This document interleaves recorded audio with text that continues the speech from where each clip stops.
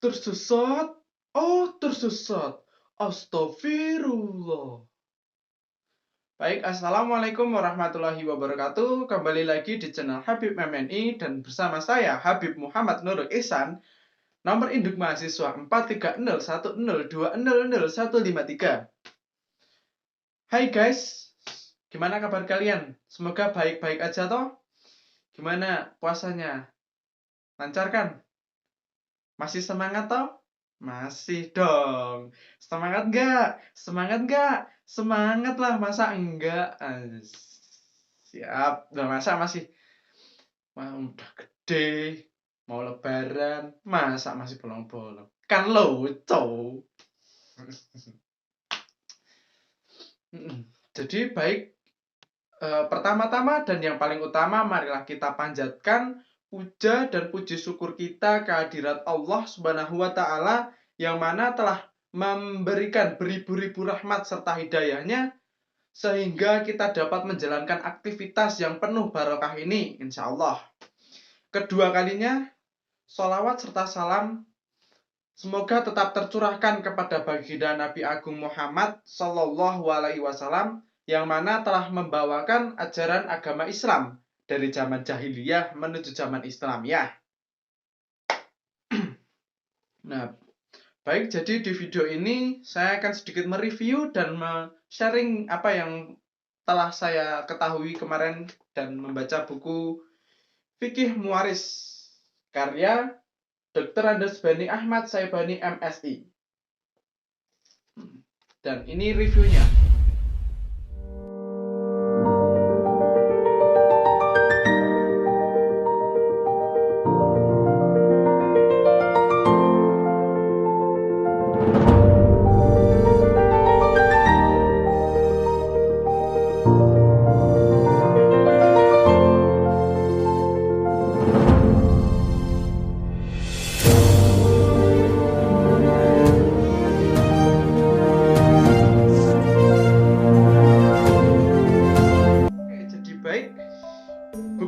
Fikih Muwaris ini menjelaskan bahwa menjelaskan apa itu waris beragama, berbangsa, bernegara,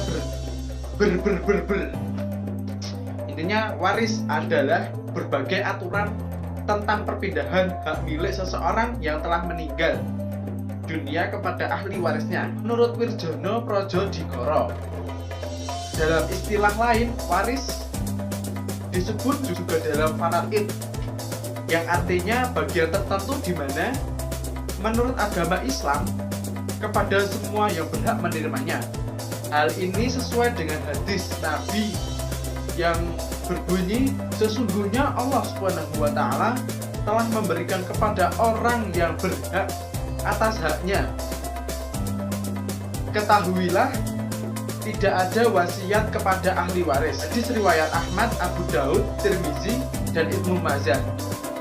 Buku fikih ini disusun untuk menambah wawasan masyarakat muslim pada umumnya, khususnya pada kalangan mahasiswa yang membutuhkan buku daras yang lebih lengkap berkaitan dengan masalah kewarisan Islam.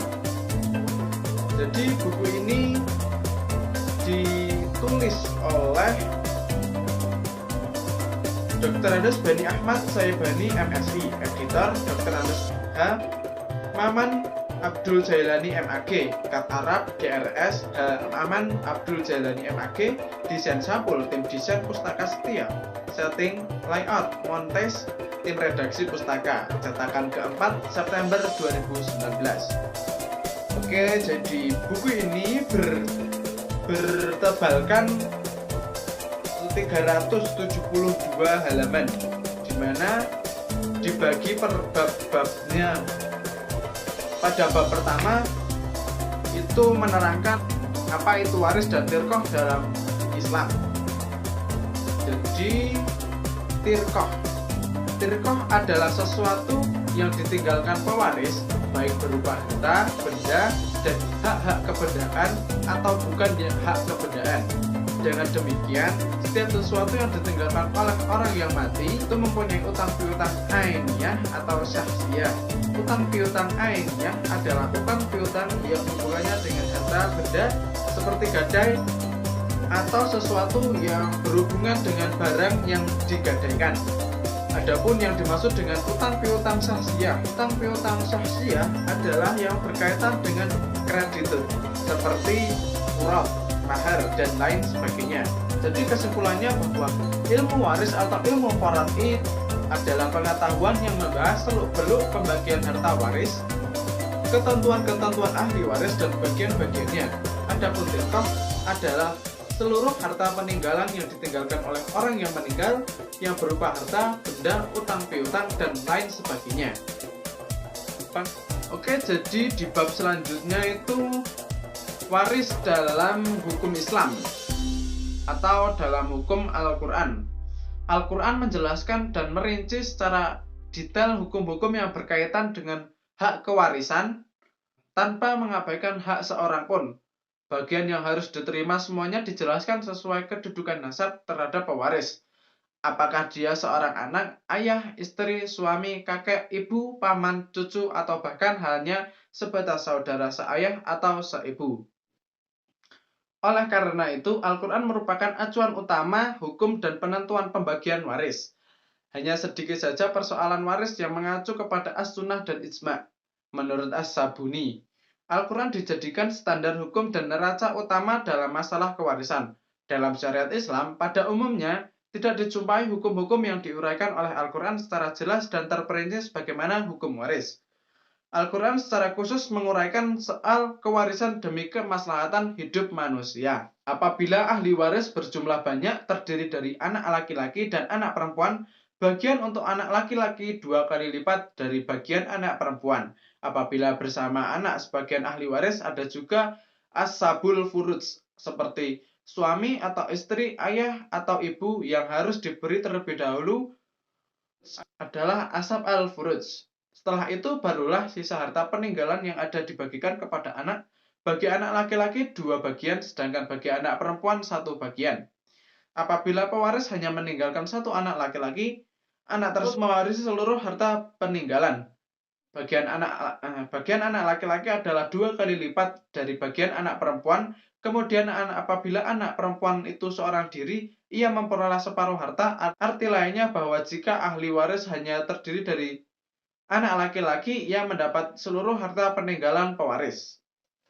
Nah, jadi ini, menurut opini saya yang kemarin saya baca ini, jadi kesimpulannya itu, mengapa anak laki-laki mendapat hak waris 2 kali lipat dari anak perempuan?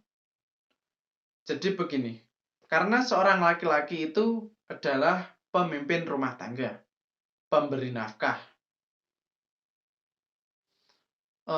membiayai hidup, memimpin rumah tangga. Nah, dari ini si istri kan sudah mendapat nafkah dari si suami. Artinya si suami mendapat lebih banyak karena untuk membiayai hidup istrinya juga. Dan mengapa anak perempuan mendapat 1 bagian dari 2 bagian waris laki-laki? Karena si anak perempuan kan bisa menjadi istri, ibu rumah tangga.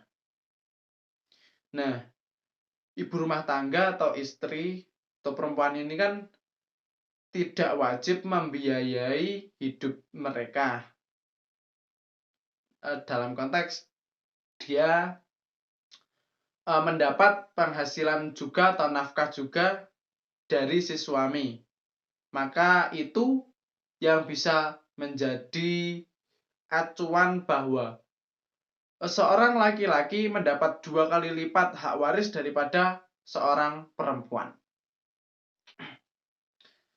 Nah, bila ada yang tanya, Kak, gimana sih pembagian waris dari seorang banci atau waria atau... Jadi begini, seorang wafat dan meninggal seorang anak laki-laki, seorang anak perempuan, dan seorang anak banci.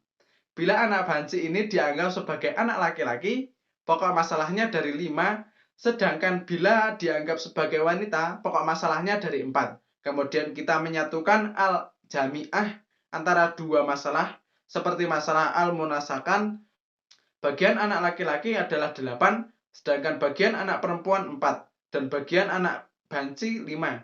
Sisa harta warisan yaitu 3. Kita bekukan untuk sementara hingga keadaan secara nyata telah terbukti. Jadi itu pembagian hak waris bagi banci atau waria. You understand? Rukun dan syarat waris. Rukun waris 1. Pewaris yakni orang yang meninggal dunia dan ahli warisnya berhak untuk mewarisi harta warisan. 2. Ahli waris, yaitu mereka yang berhak menerima harta peninggalan pewaris dikarenakan adanya ikatan kekerabatan atau ikatan pernikahan atau wala. 3. Harta warisan, yaitu segala jenis benda atau kepemilikan yang ditinggalkan pewaris, baik berupa uang, tanah, dan sebagainya. Lalu ada juga syarat-syarat waris. Syarat-syarat waris itu ada 3. Yang pertama yaitu meninggalnya seseorang pewaris, baik secara hakiki maupun hukum, misalnya dianggap telah meninggal. Lalu syarat yang kedua adalah adanya ahli waris yang hidup secara hakiki pada waktu pewaris meninggal dunia. Hak kepemilikan dari pewaris harus dipindahkan kepada ahli waris yang secara syariat benar-benar masih hidup, sebab orang yang sudah mati tidak memiliki hak untuk mewarisi. Lalu syarat waris yang terakhir adalah seluruh ahli waris diketahui secara pasti, termasuk jumlah bagian masing-masing. Dalam hal ini posisi para ahli waris hendaklah diketahui secara pasti, misalnya suami, istri, kerabat, dan sebagainya, sehingga pembagi mengetahui dengan pasti jumlah bagian yang harus diberikan kepada masing-masing ahli waris. Oke, langsung saja, ini di bab terakhir ada wasiat. Wasiat menurut bahasa artinya menyambungkan, berasal dari kata sasi saya bikaza, artinya dia menyambungkan. Dikatakan demikian karena seorang yang berwasiat berarti menyambungkan kebaikan dunianya dengan kebaikan akhirat. Wasiat adalah pesan tentang suatu kebaikan yang akan dijalankan sesudah seseorang meninggalkan dunia. Wasiat adalah amanah yang diberikan seseorang menjelang ajalnya, atau dia membuat dan berwasiat dalam keadaan sedang sehat, artinya bukan ketika menjelang ajal. Wasiat dapat dipandang sebagai bentuk keinginan pemberi wasiat yang ditumpahkan kepada orang yang diberi wasiat. Oleh karena itu, tidak semua wasiat berbentuk harta. Ada kalanya wasiat berbentuk nasihat, petunjuk perihal tertentu, rahasia orang yang memberi wasiat, dan sebagainya. Nah, oke, mungkin itu yang bisa saya paparkan. Kurang lebihnya mohon maaf. Semoga bermanfaat. Banyak salah kata itu datangnya dari saya. Wassalamualaikum warahmatullahi wabarakatuh. Tetap semangat dan salam komunikasi.